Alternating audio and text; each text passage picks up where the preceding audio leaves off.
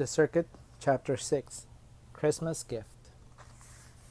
A few days before Christmas, Papa decided to move from the cotton labor camp in Corcoran and look for work elsewhere.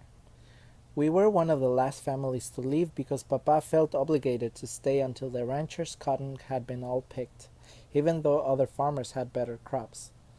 Papa thought it was the right thing to do. After all, the rancher had let us live in his cabin free while we worked for him. I did not mind too much moving for the third time that year. It rained most of the time we were there, and Papa, Mama, and Roberto went days without work. Sometimes in the evenings we went into town in our carcachita to look for food in the trash behind grocery stores. We picked up fruits and vegetables that had been thrown away because they were partly spoiled. Mama sliced off the rotten parts and made soup with good veggie pieces, mixing them with bones she bought at the butcher shop. She made up a story and told the butcher the bones were for the dogs. The butcher must have known the bones were for us and not a dog because he left more and more pieces of meat on the bones each time Mama went back. As we were packing to leave Corcoran that December, a young couple came to our door.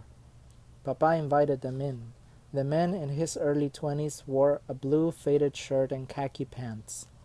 His wife, about the same age as he, was dressed in a simple brown cotton dress and a gray wool sweater worn at the elbows and buttoned up in the front.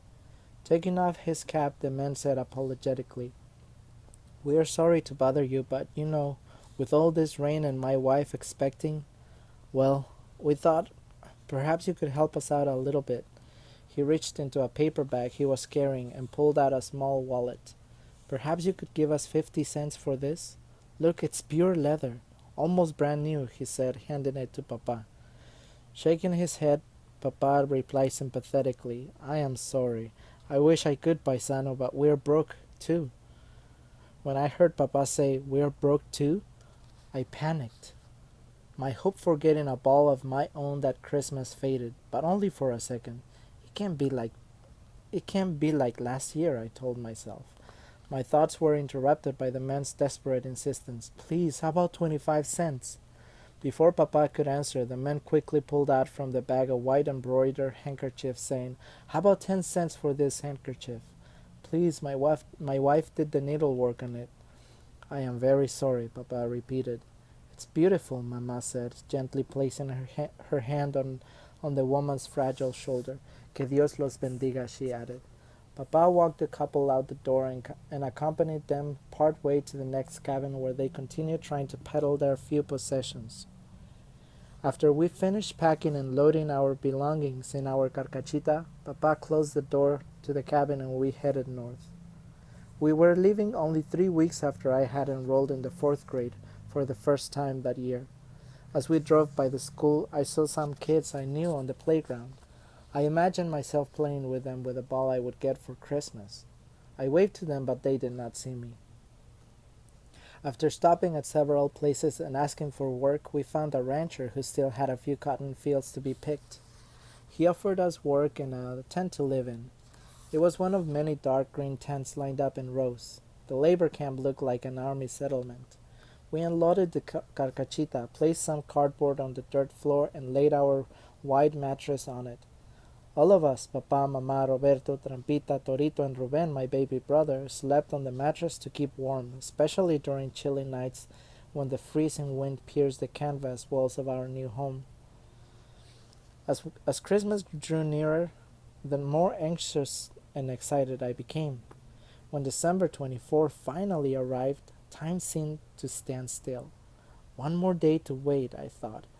That evening, after supper, we all sat on the side of the mattress and listened to Mama tell us the story about the birth of Jesus and the 3 wise men who brought him gifts.